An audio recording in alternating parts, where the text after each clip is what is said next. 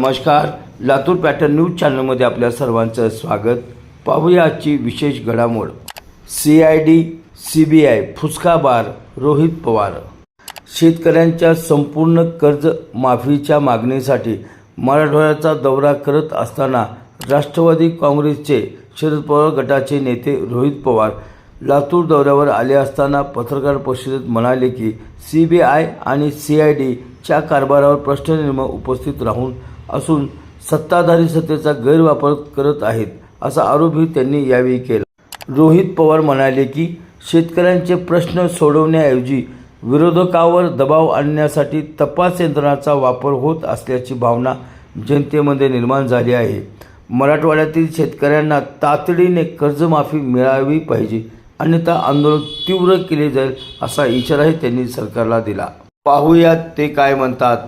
काय होता की जेव्हा वातावरण गरम होतं 25 ते 26 लाख मुलं या परीक्षेसाठी बसतात, म्हणजे 25 ते 26 लाख मुलं त्यांचे 2 पालक म्हणजे 1 कोटीच्या पुढे हा आकडा तिथं जात होता। आजी आजोबा वगैरे सगळा विषय घेतला तर 1.5-2 कोटीपर्यंत हा विषय जात होता। आणि ज्या पद्धतीने हे पेपर फुटले होते, अतिशय रोष सरकारच्या विरोधात त्यावेळेसही होता, आत्ताही आहे।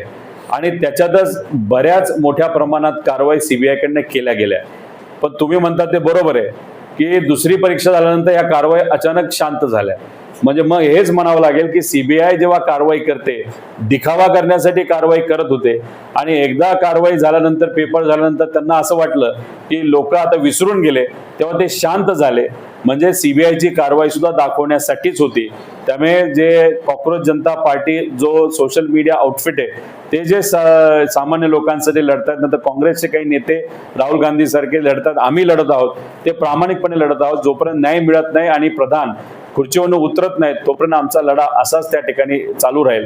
आम्हाला असं वाटत होतं अजितदादांची केस ही कुठेतरी CBI कडे देण्यात यावी, पण आता आम्हाला असं वाटायला लागले CID पण फुसका बाहेर आहे आणि CBI सुद्धा नेत्यांच्या आणि सत्ताधाऱ्यांच्या मार्गदर्शनाखाली चालणारी एक संस्था आहे। त्यामुळे याच्यापेक्षा ज्युडिशियल एन्क्वायरी अजितदादांच्या बाबतीत व्हावी अशी येत्या काळामध्ये कदाचित आम्ही मागणी करू शकतो, कारण दादांच्या बाबतीत सुद्धा कुठंच तिथं तपास पुढे जाताना आम्हाला दिसत नाही। तसंच नीटच्या बाबतीत आहे, तसंच सामान्य लोकांच्या बाबतीत आहे। त्यामुळे कुठं ना कुठंतरी सरकारमध्ये असणारे नेते सगळ्याच या संस्था हाताशी धरून मनाला वाटेल तसं त्या संस्थेचा वापर करतात, मात्र याच्यात नुकसान सामान्य लोकांचं होतं।